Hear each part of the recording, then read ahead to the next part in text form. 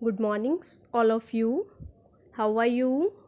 Hope all are well and learning at your home.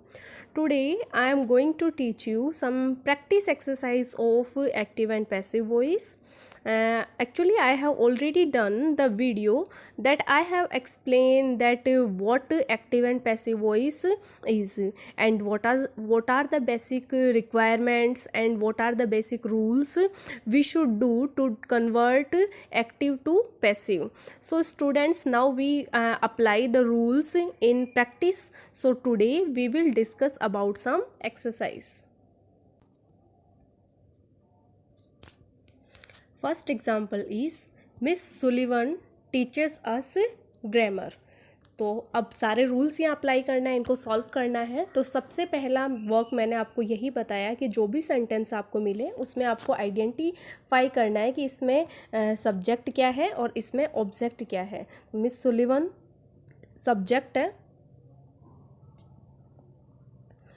Teachers means पढ़ाना verb है, और double object है. इसमें डायरेक्ट ऑब्जेक्ट भी है, इनडायरेक्ट ऑब्जेक्ट भी है. इनडायरेक्ट ऑब्जेक्ट है अस और डायरेक्ट एग्जाम्पल है थिंग यानी कि ग्रामर. तो मिस सुलिवन टीचर्स अस ग्रामर. तो इसका क्या बन जाएगा, सब्जेक्ट को ऑब्जेक्ट की जगह पे रखो और ऑब्जेक्ट को सब्जेक्ट के प्लेस पे रख दो.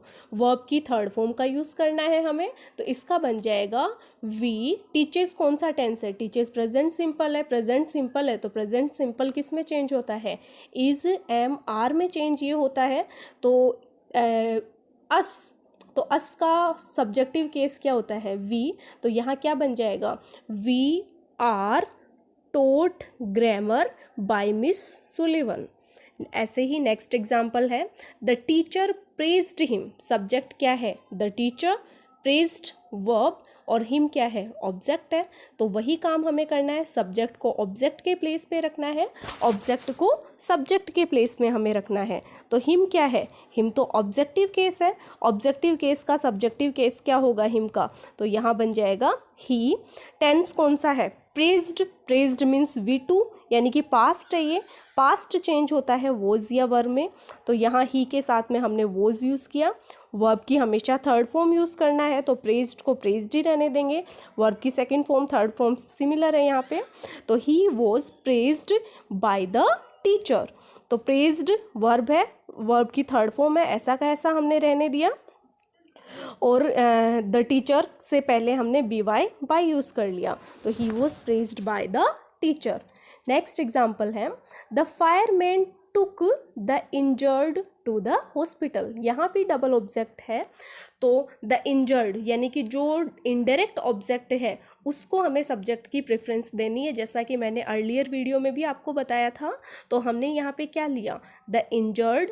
अब इंजर्ड क्या, प्लूरल है. तो प्लूरल है तो इसके साथ में हमें वर यूज़ करना है. तो the injured were taken to the hospital by the fireman. ऐसे ही नेक्स्ट एग्जाम्पल है, an earthquake destroy the town. तो एन अर्थक्वेक क्या है, सब्जेक्ट है. डिस्ट्रॉयड क्या, वर्ब है. और द टाउन क्या है, ऑब्जेक्ट है यहाँ पे. तो इसका क्या बन जाएगा, सबसे पहले ऑब्जेक्ट को रखना है तो द टाउन. अब डिस्ट्रॉयड ईडी फॉर्म है. ईडी फॉर्म है मीन्स पास्ट फॉर्म है. ये पास्ट फॉर्म मीन्स वॉज या वर इसका करना है हमें. तो the town was destroyed by an earthquake. क्या बन जाएगा इसका, the town was destroyed by an earthquake. Next example है, the boys work pleased the teacher. तो इसका क्या बनेगा, सब्जेक्ट को ऑब्जेक्ट की जगह रखो. ये ऑब्जेक्ट है और ये सब्जेक्ट है. तो द टीचर, अब द टीचर है तो उसके अकॉर्डिंग हेल्पिंग वर्ब आएगी. हेल्पिंग टीचर सिंगुलर है तो उसके साथ में वॉज आ जाएगा. तो the teacher was pleased by the boys work. Next example, the fire damaged the building. तो इसका क्या बन जाएगा, वही सब्जेक्ट को ऑब्जेक्ट के प्लेस पे रखना है, ऑब्जेक्ट को सब्जेक्ट के प्लेस पे रखना है. और फिर जो नया सब्जेक्ट हो उसके अकॉर्डिंग हेल्पिंग वर्ब यूज़ करनी है. वर्ब की हमेशा थर्ड फॉर्म यूज़ करनी है. जब ऑब्जेक्ट को सब्जेक्ट को ऑब्जेक्ट के रूप में रख रहे हैं उससे पहले बी वाई बाय प्रीपोजिशन का यूज़ करना है. That's all. बस ये सारे रूल्स है, बहुत ही सिंपल, एक्टिव से पैसिव में कन्वर्ट करना. तो इसका क्या बन जाएगा, the fire damaged the building. Subject कौन है, द फायर है. वर्ब डैमेज्ड है और द बिल्डिंग क्या है, ऑब्जेक्ट है। तो द बिल्डिंग सब्जेक्ट, सबसे पहले ऑब्जेक्ट को सब्जेक्ट के प्लेस पे रखो, तो the building was damaged by the fire. Next है interrogative sentence, who taught you French. Who change होता है हमेशा बाय वूम में, वू किस में चेंज होता है, बाय वूम में। तो वू टोट यू इंग्लिश, तो वू की जगह हम स्टार्टिंग में बाय वूम रखेंगे, बाकी सेम वो का वो चलेगा। तो वू टोट यू फ्रेंच, तो इसका बन जाएगा by whom were you taught French. Interrogative interrogative ही रहता है, नेगेटिव नेगेटिव ही रहता है पैसिव में, डायरेक्ट इनडायरेक्ट की तरह स्टेटमेंट्स में चेंज नहीं होता है। नेक्स्ट एग्जांपल है, the manager will give U A ticket. Future का सेंटेंस है ये, तो the manager will give U A ticket. तो यहाँ ये सब्जेक्ट है, ये वर्ब आ गई, यू क्या है, ये इनडायरेक्ट ऑब्जेक्ट है, ए टिकट क्या है, डायरेक्ट ऑब्जेक्ट है। बनाना हमें किससे है, इनडायरेक्ट ऑब्जेक्ट से है। जैसा मैंने आपको पहले ही बताया, तो हम किससे बनाएंगे, यू से बनाएंगे। बनता दोनों से है, लेकिन प्रेफरेंस हमें इससे देनी है। तो यू विल किस में चेंज होता है, विल शैल चेंज होता है विल शैल बी में। तो you will be given a ticket by the manager, क्या बन जाएगा इसका, you will be given, verb की third form given a ticket by the manager। Next example है, everyone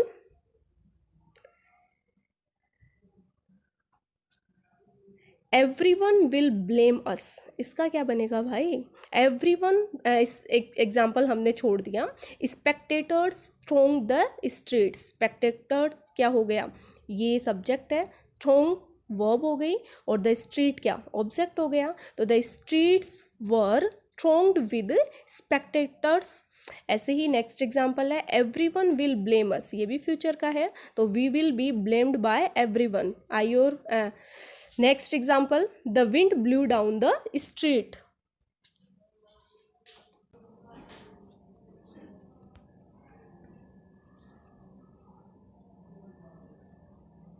नेक्स्ट एग्जाम्पल है, एवरीवन विल ब्लेम अस। तो everyone subject, blame verb, और अस क्या है, ऑब्जेक्ट है।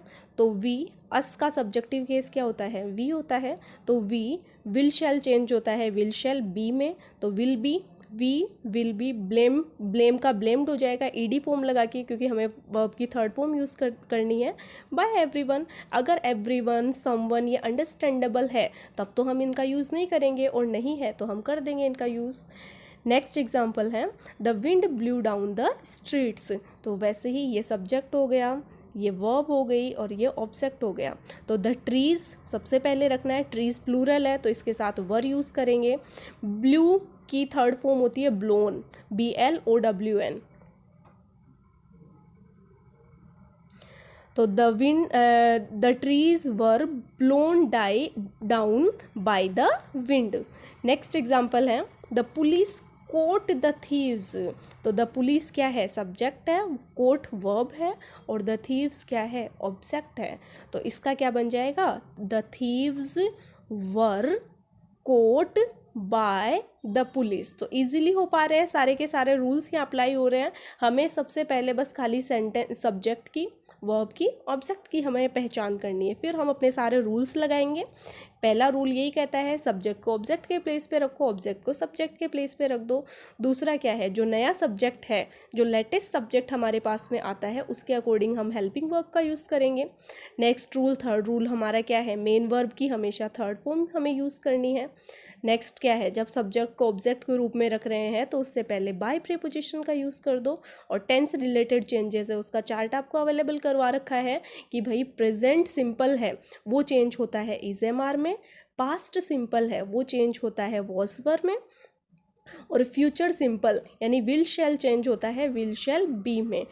कंटिन्यूअस वाले सब में बीइंग लग जाता है, यानी इज एमआर के साथ भी बीइंग लग जाता है, वोज वर के साथ में भी बीइंग लग जाता है, और फ्यूचर कंटिन्यूअस की बनती नहीं है।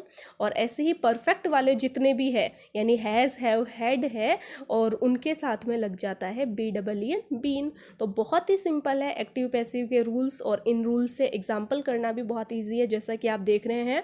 और भी मैं आपको बहुत सारी एक्सरसाइज दूंगी ताकि आप प्रैक्टिस कर सको, और इन सब को आपको फेयर नोटबुक में लिखना है। नेक्स्ट एग्जाम्पल है, Alice posted the letter. Alice girl है, सब्जेक्ट है, पोस्टेड वर्ब हो गई, द लेटर क्या हो गया, ऑब्जेक्ट हो गया।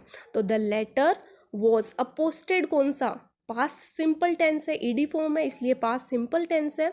तो पास्ट सिंपल टेंस किस में चेंज होगा, वॉज वर्ब में चेंज होगा। और द लेटर क्या है, सिंगुलर है, तो जैसा सब्जेक्ट है वैसी वर्ब आएगी, सिंगुलर सब्जेक्ट है तो सिंगुलर ही वर्ब आएगी इसके साथ में। तो the letter was posted by Alice. और next example, the hostess received us. तो अस क्या, ऑब्जेक्टिव केस है, तो यहाँ पे वी आ जाएगा इसका, तो we were received by the hostess. Next example, they somebody killed the snake with a stick.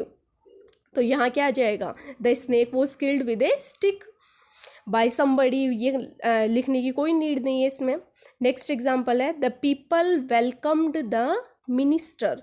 तो द मिनिस्टर जो ऑब्जेक्ट है उसको सब्जेक्ट बनाओ, तो द मिनिस्टर वॉज सिंगुलर है इसलिए वॉज यूज कर दिया, वेलकम्ड थर्ड फॉर्म है, यानी कि पास्ट फॉर्म ऑलरेडी है हमारे पास, बाय द पीपल।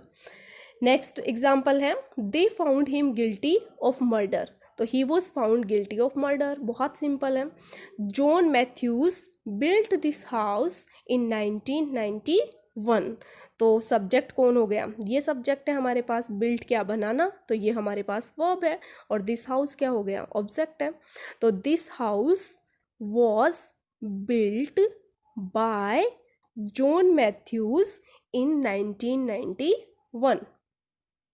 तो ये एक्सरसाइज 1 कंप्लीट हुई। और भी मैं एक्सरसाइज है जो जिसका पीडीएफ आपको सेंड कर रही हूँ, तो वो आपको सॉल्व करनी है, जैसे कि हमने ये मिलके सॉल्व करी है, तो वैसे ही हमें और भी एक्सरसाइज सॉल्व करनी है, प्रैक्टिस करनी है।